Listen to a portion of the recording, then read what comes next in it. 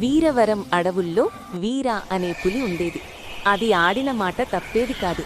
ఒకసారి మిత్రులైన కోతి ఏనుగుతో, ఇకపై శనివారం ఉపవాసం ఉంటాను అంది పులి. ఆ మాటలు చాటుగా విన్నాయి రెండు నక్కలు. పులి అక్కడ్నుంచి వెళ్ళిపోయిన తర్వాత కోతి ఏనుగు దగ్గరకు వెళ్ళి, పులి మాట తప్పేలా చేస్తాం, ఈ విషయం మాత్రం దానికి మీరు చెప్పవద్దు అని పందెం కాశాయి.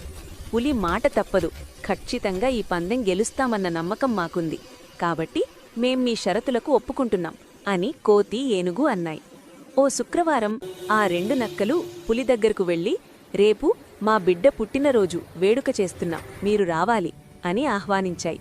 పులి రాలేను అని చెప్పగానే, అయినా మీరు మా పేదోళ్ళింటికి ఏమొస్తార్లే అన్నాయి నక్కలు. దీంతో పులి సరేనంది. హమ్మయ్య, పులి మనింటికి వచ్చి విందారిగిస్తే ఉపవాసం పాటించినట్లే, ఒకవేళ రాకపోతే మాట తప్పినట్టు అనుకున్నాయి నక్కలు. మాటిచ్చినట్టే వెళ్ళింది పులి. నక్కలింట్లో మరే జంతువు లేకపోయేసరికి అనుమానం వచ్చి అడిగింది.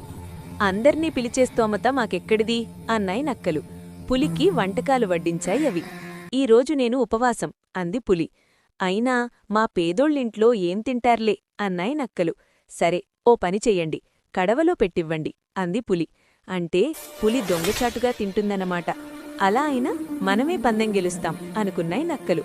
వెంటనే ఘుమఘుమలాడే వంటకాలను కడవలో పెట్టిచ్చాయి. దాన్ని తీసుకుని బయల్దేరిన పులిని రహస్యంగా అనుసరించాయి నక్కలు.